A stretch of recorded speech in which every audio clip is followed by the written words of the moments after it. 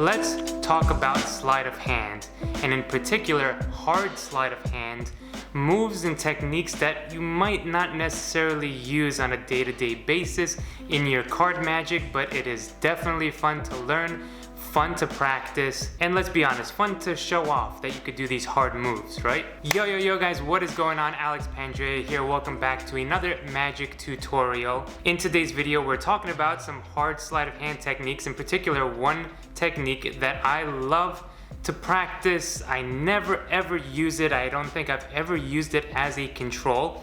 But again, it is something that if you learn harder sleight of hand, it makes all the easy things that you do in performance more fluid, more elegant looking, I guess you could call it. And I think you will perform the sleight of hand that you do in a more natural way. See, a lot of people might argue to say that there's no point in learning all these sleights that you're never gonna use. Oh, I could just do this, do that, simple techniques and I'll get a reaction. This is not the point of card magic or sleight of hand in general. We have these moves for a reason, and it's to push ourselves, to push what we can do, what we're capable of.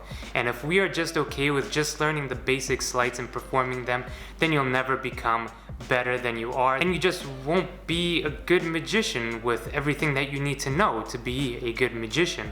So when you look at everybody else doing the same old thing over and over, think to yourself that you can do better, that you can stand out. And don't ever listen to the naysayers or the people that tell you that you have to do this one thing or don't do this or do that. We are about halfway through the pre-order period for the Gypsy Lecture, my 4-hour live online lecture.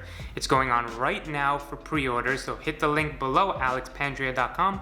If you want to learn more with me, things that I just can't put here on YouTube, things that I want to go in more detail, and taking everything that I learned throughout all these years, all my years of lecturing, and taking the best material from those lectures, the most powerful material, and putting it into this one-night event. So get your tickets right now, alexpandrea.com, and let's jump into this tutorial. The first thing that we are going to want to learn to do is how do we get the card from the middle to swivel out in this way into the right hand, and that would be step number one of getting it into this longitudinal palm, I guess you could call it. It is different from the Tenkai palm. Tenkai palm would be something like this, but still the thumb is on it, and a longitudinal palm would be the exact same thing, but the card is oriented the other way, okay? So that is the first step of what we are going to need to do for this control. So the idea is in slow motion that, all right, or rather in fast motion and in slow motion, it's this and it's that, all right? And this is while the right hand has cover and you're doing it in this manner so that it doesn't look like anything is happening, but behind the scenes or behind the hand, that is happening, all right? So you're going to start with a break in the middle of the deck. All right, now ideally you would want to know where the card is. Is it above the break or is it below the break? Because there's a few ways to do this. You could push up and get the card that is above the break, or you can pull down and get the card that is underneath the break, right? So depending on where the card is oriented, the card that you want to steal and then swivel around to the bottom, controlling it to the bottom, you're going to want to know where it is, all right? We're going to go over both scenarios so you know how to do each. So the first scenario is what happens when the card is underneath the break. Usually that's the case, right? The card is being placed back and you grab your break just like that, and then you place the deck on top and you have your nice little pinky break above the card and the card is underneath the pinky break, okay? So let's do it face up so you can kind of get the gist of what's going on here. Now what you're going to want to do is pull down on that card so that it is angle jogged to the side just like this, all right? Now the way that we're going to do this, the only thing that really you have to keep in mind is that you don't want to have too much fingering action with finger motion, I should say, fingering motion at this point, because your right hand is also in this position right here and you don't want to fumble too much at this point. It should be just you're holding the deck. Okay, that's the idea of it. So what you're going to want to do is place your pinky a little bit further inside of the break so you could create good pressure and then start pulling everything down. Now notice when I do this, all my whole hand starts to move, and it kind of looks like this weird claw like action. All right, you want to do it so that the fingers don't move so much You don't want a harsh pull down on the card. You just want to be elegant about this, okay? You just want to come here and pull down the card just like that. Make sure to keep this in line and then the pressure over here in between these two, all right, just like you would in a normal, let's say you have a normal grip like that, and then with a normal pinky break, you want to keep this pressure the same throughout the whole time, okay? So here, and just pull down a little bit. Don't go crazy with it, all right? At this point, and keep in mind that your hand is always going to be here, all right, to keep this hidden. Now what's going to happen is your pinky, because you pulled it down, it is on top of the card, and now it's going to move underneath the card, all right? So it's going from on top to underneath. Now your third finger or your ring finger is going to put pressure on the deck, and then that pinky is going to kick out like this, okay? So the pinky is underneath, putting pressure on the selected card. This finger is on the deck, all right? It tends to do this. Okay, it tends to do this. You want to keep it there because this is going to create that pivot point that we need for the card to start swiveling out. If I push out my pinky, this is what's going to happen. And look, if I keep pushing out without this finger, nothing, and it's just going to be this awkward. You're not going to know what to do with it from there. So this finger has to come here, and when this finger is here, that's when the swiveling happens. Okay. Now, the most important thing I think for this first part of the move that you're going to want to be aware of is when you're doing this, you want to make sure that the left top part of the selected card does not get caught on right here on this side, all right? Because if that happens, it's going to stop the card from swirling around, all right? So the way that you're going to do that is just have the card, maybe if you bevel this a little bit, beveling these cards this way, you could get a nice smoother swivel, or just in general move the deck a little bit more to your right hand side, so away from this side of the left hand, and you should be good to go. All right, so that's the first thing that you're going to want to practice. It's here. See, I'm beveling it a little bit. This hand is here, and I'm keeping that just like that. Okay. Now what's going to happen is at this point, it's basically in this longitudinal palm.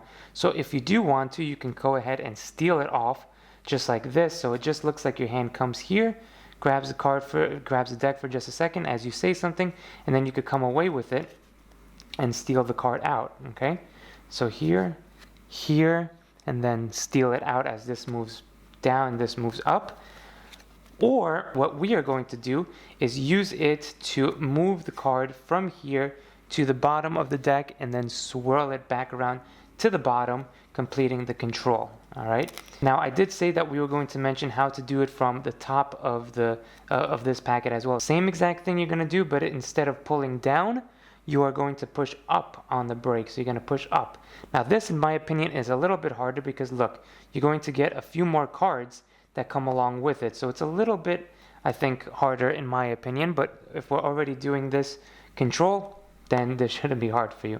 So you're gonna again push up. Now, another thing to keep in mind when you're pushing up is to again keep that pressure, and you'll notice that when I push up, this whole top packet goes up. We don't want that, all right? So this is when that right hand comes in handy, and it's gonna put pressure on top of the deck with that first finger curled in, to stop this from coming up too much. All right, so keep that in mind. So this is here. Usually that would happen, but I'm coming here. I'm also blocking any separation that would happen in the front end over here, but also keeping pressure so that doesn't come out. And then boom, you're here. All right, so that's step number one. So now, like I said, step number two is to bring this to the bottom and then swirl it back around. And I love practicing this sleight so much. It's such a good feeling when you get it down and you get it smoothly all the way around. I don't use it often. Like I said, this is something that I don't really use, but it is so fun to practice and so satisfying when you get it done perfectly and seamlessly. So how does that work? So you're here, this is the position that we're in.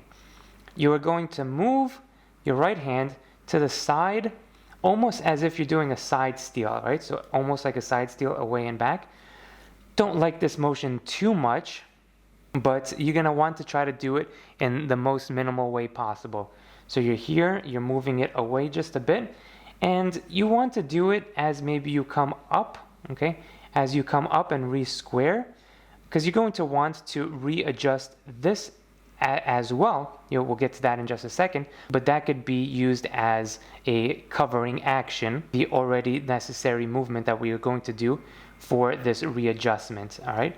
So we're here, and as we're moving up to readjust the hands, you're going to come away to the right hand side with it. So this is back in the middle. You're going to come away the right hand side of it, and then just let it clear, and then the bottom. One tip that I like to give is to keep the middle finger at all times. So now we're just creating a pivot point, so you don't have to come away with the hand all the way and then come back to the bottom. So you're just here and you're just creating a pivot point. It also might help if you bend the thumb a little bit, but you don't want to bend it too much to create too much action right there at that point, okay? So just there. And now we've moved it to the bottom. Now what you're going to want to do is, as this is happening, you want to move the deck with the right hand up to make a lot of room underneath over there, all right? So from here to here. Now underneath, this is the what's going to happen. Your pinky of your left hand is on the bottom holding this card. So right now you could take away your hand and it's being held up by the pinky of the left hand. So you start off here, you end up here. Start off here, end up here. Pinky is right there. Now what the pinky is going to do is, again, the same exact action is going to swirl it the other way back on and square it up on the deck, this time on the bottom of the deck. But again, using that third finger, that ring finger as a pivot point, as the pinky pulls back, and you could see that happening here, pulling back, pulling back, pulling back, and now your pinky is going to go into this weird, I'll show you at the end. That's how your pinky is. If I take the deck away, this is the elegance of this move. This is at the end of the move, your pinky, how it should be. So it should be up all the way as much as possible, starting from here and then kicking it all the way here. All right. So when we're back at this motion, again, coming up, making sure there's a lot of room right there. If I take this hand away, you can see the pinky starts coming up, up, and up, and up, right? And also, this is the pressure point right there, so you want that, right? The pressure point, that's how it's going to turn. If that's not there, or enough pressure is there, it's not going to turn. And you're going to keep going up until it is very much squared up with the bottom of the deck. And now look at my pinky, if you can see that there. It's way up there, and this is hurting this side right here. So this is going to hurt in the beginning because your pinky is not going to be used to going all the way that high. But just work on that, and then the pain will obviously go away. But you need a little bit of pain for these kind of moves, so don't wuss out on me here. You're here, you're here.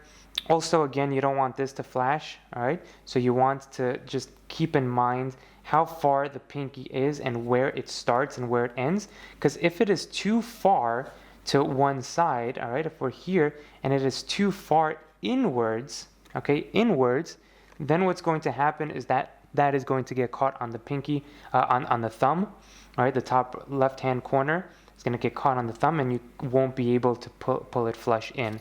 All right, so as long as you keep that in mind, you'll understand this move better. You don't want to come too far in with it. You want your pinky relatively at the tip, right there. And then when it starts to pull in, you could clear it, pressure here.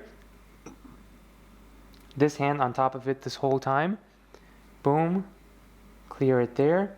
And then you can square up, place the deck down.